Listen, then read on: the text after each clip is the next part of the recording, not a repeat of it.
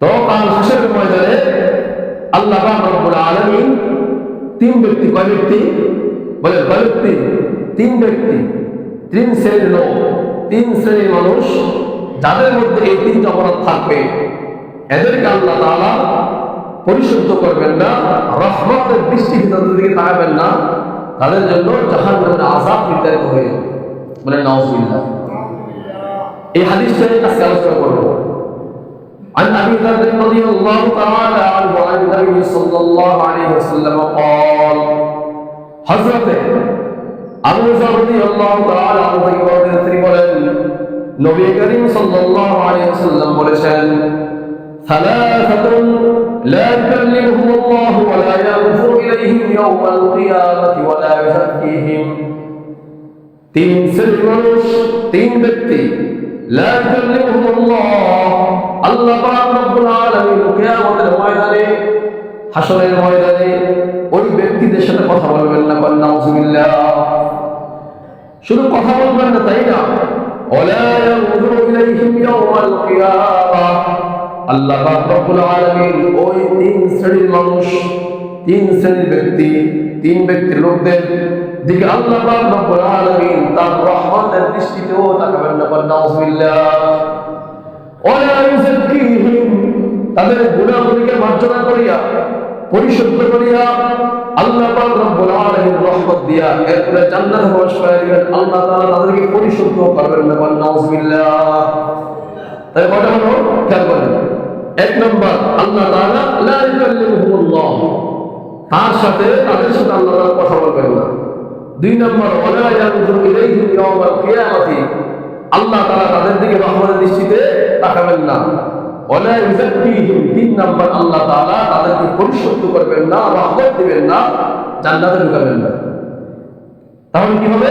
ওয়ালাহুম আযাবুন আলীম, বরং এই তিন শ্রেণীর মানুষের জন্য আল্লাহ পাক রব্বুল আলামিনের কঠিন জাহান্নামের আযাব নির্ধারিত করা আছে। বলেন নাউযুবিল্লাহ। প্রস্তুত করা আছে। তাহলে খেয়াল করেন, কথাটাকে সহজভাবে নিয়েন না, খুব মারাত্মক একটা হাদিস। এটা আমার সাথে আসছে, আমি চিন্তা করলাম যে হাদিসটা আলোচনা করে দেই। এক নম্বর হলো, আল্লাহ তাআলা হাসরের ময়দানে এই বান্দা-বান্দীদের দিকে কথা বলবেন না, তাদের সাথে, তাদের দিকে আল্লাহ তাআলা রহমতের দৃষ্টিতে তাকাবেন না, তাদেরকে আল্লাহ তাআলা পরিশুদ্ধ করবেন না, মাফ করবেন না, বরং তাদের জন্য আল্লাহ তাআলার আযাব নির্ধারিত, আল্লাহ রাব্বুল আলামিনের আযাব তাদের জন্য প্রস্তুত করেন। নাউযুবিল্লাহ। এই হলো পরিস্থিতি। তাহলে কি খুব কঠিন অবস্থা, তাই না? খুব ভয়াবহ অবস্থা। তাহলে এই বান্দা যারা, এই বান্দী যারা, তারা কোনো ধ্বংসপ্রাপ্ত, তখন তারা কি ধ্বংসপ্রাপ্ত। এই বয়ানটা শোনার পরে খেয়াল করেন, কিন্তু আবু যর বলতেছে, মান হুম ইয়া রাসূলুল্লাহ, ও আল্লাহর রাসূল, তারা কারা? যারা এরকম হতভাগা হবে, যাদের সাথে আল্লাহ তাআলা কথা বলবেন না, যাদের দিকে আল্লাহ তাআলা রহমতের দৃষ্টিতে তাকাবেন না, যাদেরকে আল্লাহ তাআলা পরিশুদ্ধ করবেন না, এরকম হতভাগা, এরকম নাফরমান, এরকম পাপাচার, ইয়া রাসূলুল্লাহ, তারা কারা? মান হুম ইয়া রাসূলুল্লাহ। তিনি বলেন যে আমি রাসূল করিম সাল্লাল্লাহু আলাইহি ওয়াসাল্লামকে এটা বললাম, মান হুম ইয়া রাসূলুল্লাহ, তারা কারা? কত খাবু ওয়া খুসরু। তিনি বলতেছেন, ইয়া রাসূলুল্লাহ, তারা তো ধ্বংস হয়ে গেল, তারা তো ক্ষতিগ্রস্ত হয়ে গেল, যারা এই গুণাগুলো নিতে হবে। আযা সালাতান, এইবার তিনি তিনবার বললেন। কবে বললেন? তিনবার বললেন, ইয়া রাসূলুল্লাহ, তারা তো ধ্বংসপ্রাপ্ত, তারা তো ক্ষতিগ্রস্ত, যাদের দিকে আল্লাহ তাআলা তাকাবেন না, কথা বলবেন না, পরিশুদ্ধ করবেন না, নিশ্চিত ধ্বংসপ্রাপ্ত জাহান্নামী। তারা কারা? এবার আল্লাহ রাসূল বলেন, খেয়াল করেন, এটাই আজকে মূল আলোচনা। ফাকাল, রাসূল করিম সাল্লাল্লাহু আলাইহি ওয়াসাল্লাম বলেন, আল মুসবিলু, আল মুসবিলু, এক নম্বরে ওই সমস্ত ব্যক্তি, ওই সমস্ত পুরুষ যারা তাদের কাপড় টাকনুর নিচে পড়ে। নাউযুবিল্লাহ। যারা তাদের কাপড়গুলো টাকনুর নিচে পড়ে, টাকনুর নিচে যারা তাদের কাপড়গুলো পরে, লুঙ্গি, সালোয়ার, পায়জামা, যত ধরনের পুরুষদের কাপড় আছে ওই সমস্ত পুরুষ যারা তাদের প্যান্ট, লুঙ্গি, পায়জামা, সেলোয়ার এগুলো আপনার টাকনুর নিচে পরিধান করার জন্য বলেন নাউজুবিল্লাহ। বলেন নাউজুবিল্লাহ। অন্য একটি হাদিসের মধ্যে আছে মা আসফালা মিনাল কাবাইনি মিনাল ইজারি ফাফিন্নার, যে ব্যক্তি টাকনুর নিচে কাপড় পরিধান করে ওই ব্যক্তি টাকনুটা আল্লাহ পাক রব্বুল আলামিন সরাসরি জাহান্নামে জ্বালায় দিবেন। বলেন নাউজুবিল্লাহ। বলেন নাউজুবিল্লাহ। তাহলে এক নম্বরে টাকনুর নিচে কাপড় পরিধান করা এটা বড় মারাত্মক অপরাধ, গুনাহে কবিরা, গুনাহে কবিরা।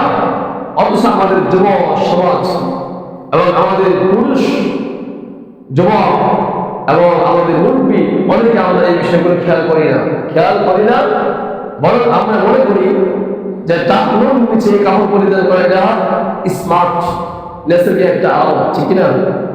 না, রাসূল করিম সাল্লাল্লাহু আলাইহি ওয়াসাল্লাম যেটা বলেছেন সেটাই হলো স্মার্ট। কিসে কি?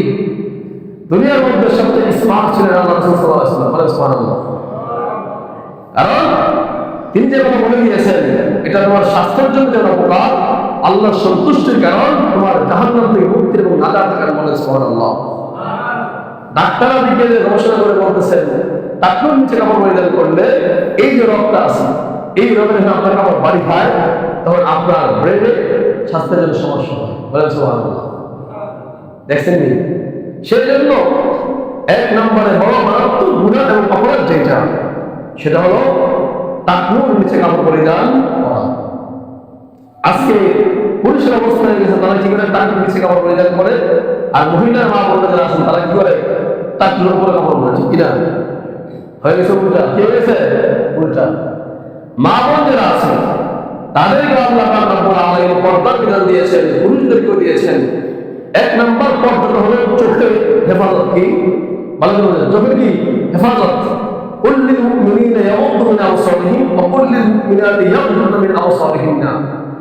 পুরুষরাও পর্দা থেকে নিজেদের চোখকে অবনত রাখবে, হেফাজত রাখবে।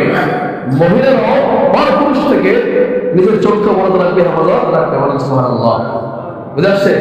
এটা হলো এক নম্বর পর্দা। আপনার দৃষ্টিকে হেফাজত করতে হবে। দুই নম্বর হলো আপনার পোশাকের স্বাধীনতা।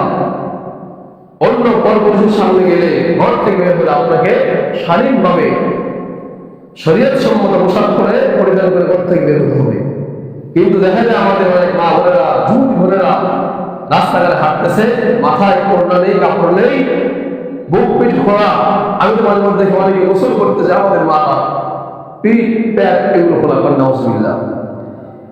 এইগুলো মারাত্মক অপরাধ, গুনাহে কবিরা। আল্লাহ তাআলা জাহান্নামে সরাসরি জ্বালায় দিবেন। করেন নাউজুবিল্লাহ। সেই জন্য আমাদের মা বোনদেরকে পর্দা করতে হবে, টাকনুর নিচে কাপড় পরিধান করবে, আর পুরুষ যারা আছে তারা টাকনুর উপরে কাপড় পরিধান করতে হবে। তাহলে এক নম্বরে রাসূল করিম সাল্লাল্লাহু আলাইহি ওয়াসাল্লাম বললেন আল মুসবিলু, এক নম্বর হলো ওই ব্যক্তি যে নাকি তার টাকনুর নিচে কাপড় পরিধান করবে। যে সমস্ত পুরুষ লোকেরা আল্লাহ পাক রব্বুল আলামিন কাল হাসরের ময়দানে তার সাথে কথা বলবেন না, তার দিকে রহমতের দৃষ্টিতে তাকাবেন না, এবং আল্লাহ পাক রব্বুল আলামিন তাকে পরিশুদ্ধ করবেন না, বরং তার জন্য জাহান্নাম নির্ধারিত। সেই জাহান্নামে সরাসরি তাকে নিক্ষেপ করা হবে। বলেন নাউজুবিল্লাহ। এই জন্য টাকনুর উপরে কাপড় পরবো ইনশাআল্লাহ। যুবক ভাইরা ভালো করে অবশ্যই টাকনুর উপরে কাপড় পরিধান করতে হবে। দুই নম্বরে ওয়াল মান্নানু। দুই নম্বর কি? ওয়াল মান্নানু।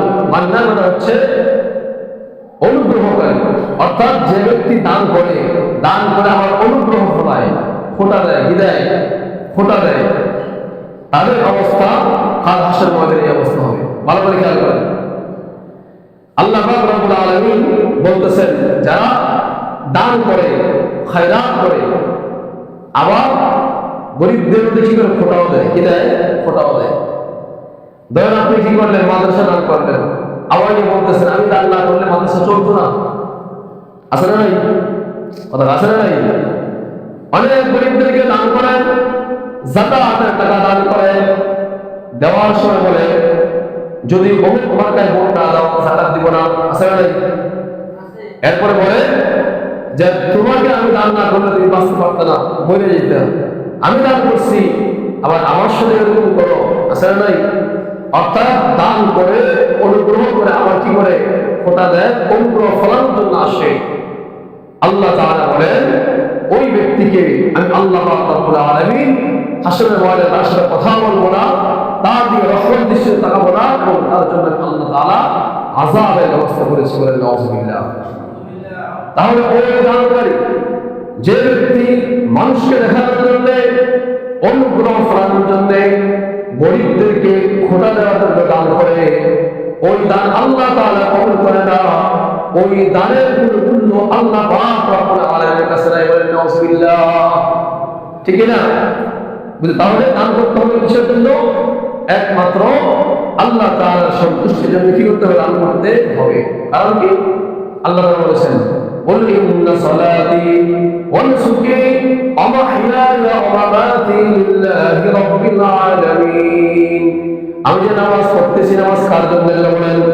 বলেন কার জন্য? আল্লাহর জন্য। আমি যে কুরবানি করব, কুরবানি কার জন্য? আল্লাহর জন্য।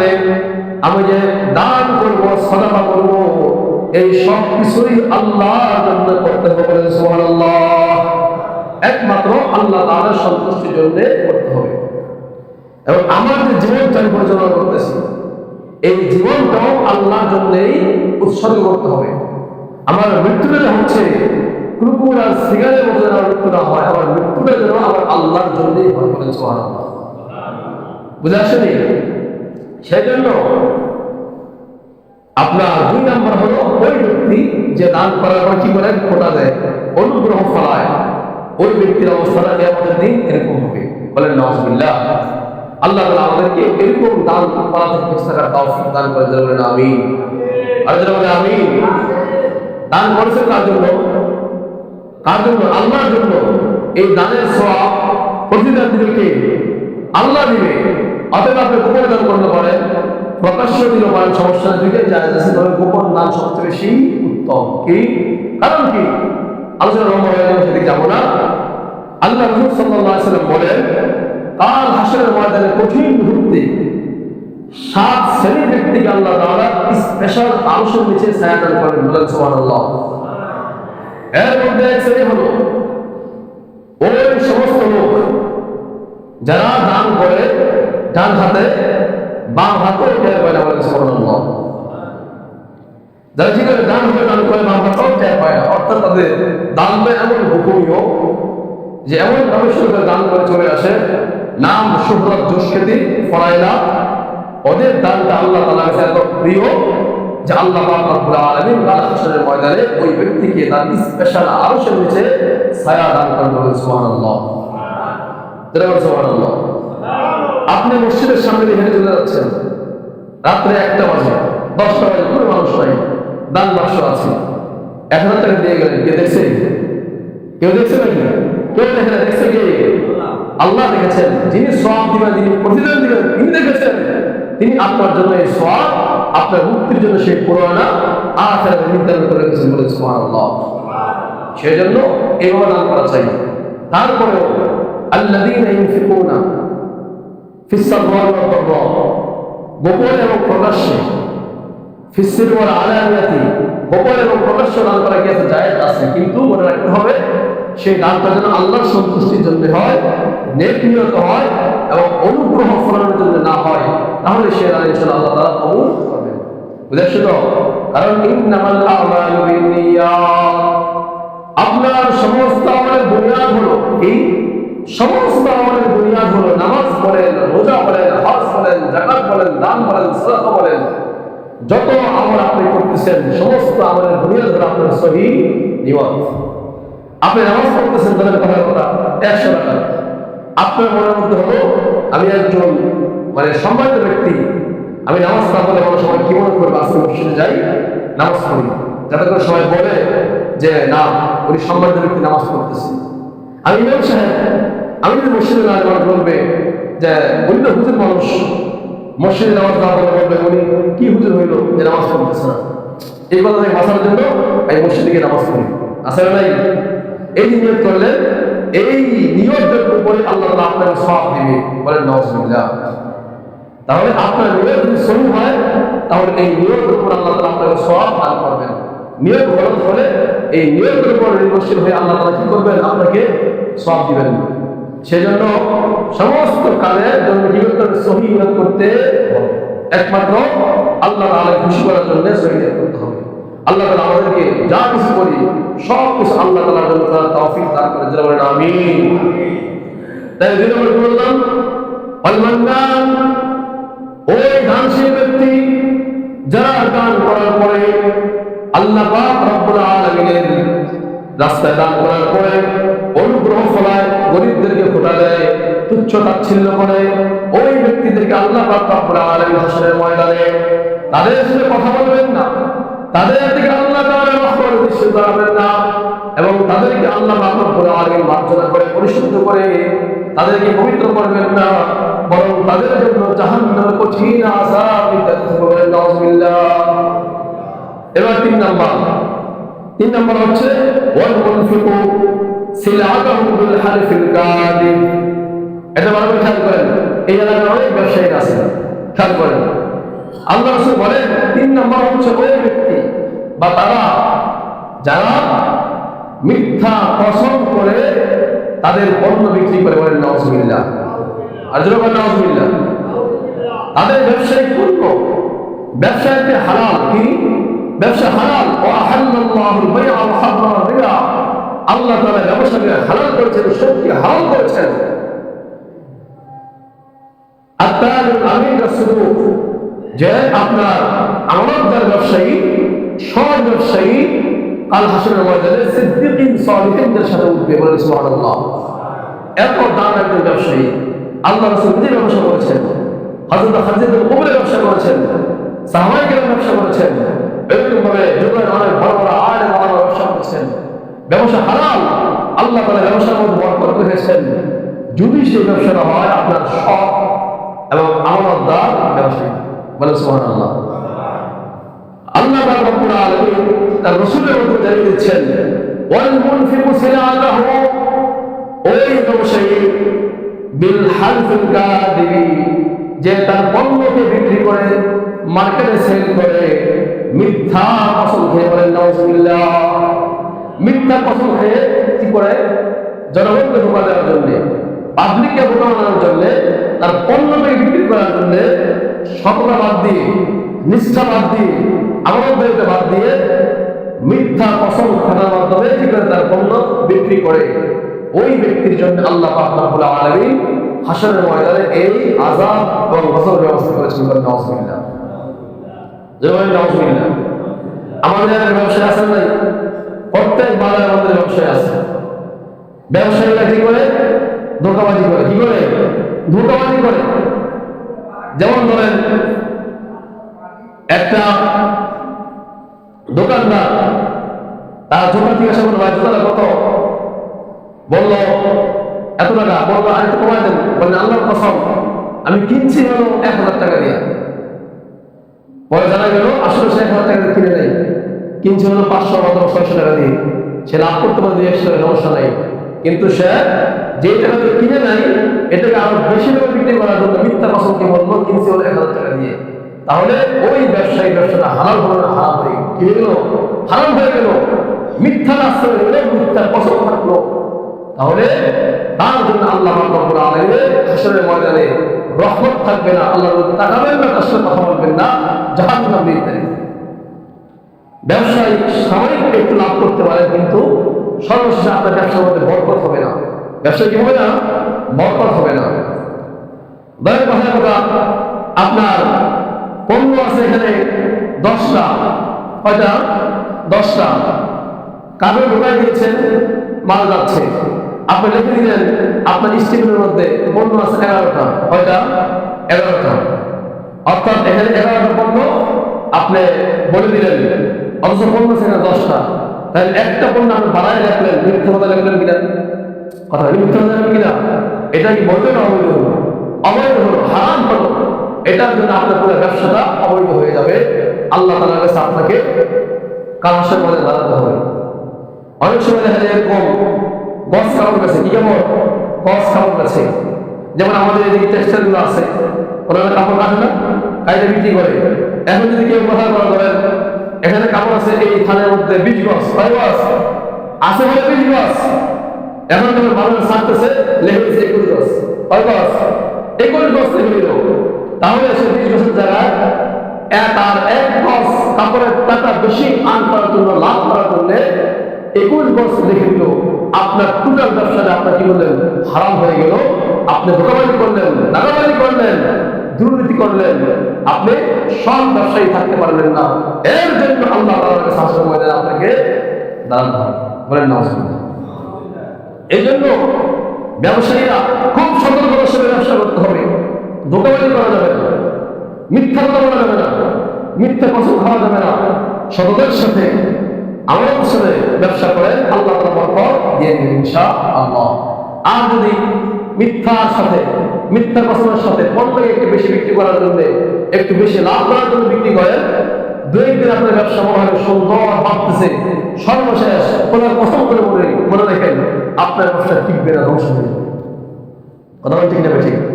সেই জন্য 3 নম্বরে রাসূল সাল্লাল্লাহু আলাইহি ওয়াসাল্লাম বললেন, ওয়াল মুনফিকু সিলাতাহু বিল হালফিল কাযিব, ওই ব্যবসায়ী যারা তাদের পণ্যগুলোকে বিক্রি করে, সেল করে মিথ্যা কসম খাওয়ার মাধ্যমে, বলেন নাউযুবিল্লাহ। এই 3 শ্রেণীর ব্যক্তি দিকে আল্লাহ পাক রব্বুল আলামিন হাসরের ময়দানে কথা বলবেন না, তাকাবেন না, তাদেরকে পরিশুদ্ধ করবেন না, তাদের জন্য কঠিন আযাব আল্লাহ তাআলা নির্ধারণ করে রেখেছেন, বলেন নাউযুবিল্লাহ। তাহলে এই 3 গুণে অপরাধী যে আমরা অপরাধী আছি, আমাদেরকে এই অপরাধগুলো ছাড়তে হবে। কি করতে হবে? ছাড়তে হবে। সংক্ষেপে আবার বলে দিই, রাসূল সাল্লাল্লাহু আলাইহি ওয়াসাল্লাম বলেন, কাল হাসরের ময়দানে আল্লাহ পাক রব্বুল আলামিন 3 শ্রেণীর মানুষ, 3 ধরনের ব্যক্তি, তাদের সাথে আল্লাহ তাআলা কথা বলবেন না, তাদের দিকে আল্লাহ তাআলা রহমতের দৃষ্টিতে তাকাবেন না, তাদেরকে পরিশুদ্ধ করে মাফ করে আল্লাহ তাআলা জান্নাতে দিবেন না, বরং তাদের জন্য জাহান্নামের কঠিন আযাব আল্লাহ তাআলা প্রস্তুত করে রেখেছেন, বলেন নাউযুবিল্লাহ। ওই 3 শ্রেণীর ব্যক্তি কারা? এর মধ্যে 1 নম্বর হলো আল মুসবিলু, ওই ব্যক্তি যারা তাদের টাকনুর নিচে কাপড় পরিধান করে। এই যেমন ভালো করে শোনেন, যারা কি করে তাদের টাকনুর নিচে কাপড় পরিধান করে, আল্লাহ পাক রব্বুল আলামিন পশ্চিম কাল হাসরের ময়দানে আপনার দিকে রহমতের দৃষ্টি তাকাবেন না, আল্লাহর রহমত পাবেন না। আয়াত ইসলাম শোনাইলাম, ওই ব্যক্তি সরাসরি জাহান্নামে চলে যাবে। সেজন্য খবরদার, প্যান্ট বানান, টাকনুর উপরে বানান, লুঙ্গি পরেন, টাকনুর উপরে পরেন, এবং অন্য পায়জামা পরেন, টাকনুর উপরে পরেন, টাকনুর নিচে কাপড় পরিধান করিয়েন না। বুঝাচ্ছে ইনশাআল্লাহ। 2 নম্বর হলো ওয়াল মুনফিকু, ওই দানকারী, যে ব্যক্তি দান করার পরে খোটা দেয়, অনুগ্রহ ফলায়, ওই দানশীল ব্যক্তি যে আছে তার প্রতি আল্লাহ রাব্বুল আলামিন হাসরের ময়দানে রহমত দৃষ্টি তাকাবেন না। 3 নম্বর হলো ওই ব্যবসায়ী, যে ব্যবসায়ী তার বেশি মুনাফা অর্জন করার জন্য, লাভ করার জন্য মিথ্যা কসমের মাধ্যমে, মিথ্যা বলার মাধ্যমে, মিথ্যা রেজুমের মাধ্যমে তার পণ্য বিক্রি করে, ওই ব্যক্তির দিকে আল্লাহ রাব্বুল আলামিন কাল হাসরের ময়দানে তার দিকে রহমতের দৃষ্টি দিবেন, তাদেরকে মাফ করবেন না, তার সাথে কথা বলবেন না, এবং তার জন্য আল্লাহ তাআলার কঠিন জাহান্নামের আযাব নির্ধারণ করা আছে, বলেন নাউযুবিল্লাহ। আল্লাহ তাআলা আমাকে আমাদের সবাইকে এই 3টা অপরাধ থেকে বেঁচে থাকার তৌফিক দান করেন, বলেন আমিন। আর যদি বলেন আমিন। এই যে 3টা অপরাধ বললাম, 3টাই কবিরা গুনাহ, এর থেকে বাঁচব ইনশাআল্লাহ। আমাদের যাদের মধ্যে এই 3 বড় অভ্যাস, 3 গুনাহ রয়েছে, আল্লাহ তাআলা যেন আজকের এই বয়ানের পরে আমাদেরকে সেগুলো ছেড়ে দেওয়ার বর্জন করার তৌফিক দান করেন, যেন বলেন আমিন। আর যদি বলে আমিন। ওয়া আখিরু দাওয়ানা আলহামদুলিল্লাহি রাব্বিল আলামিন। যা সুন্নাত করেন না,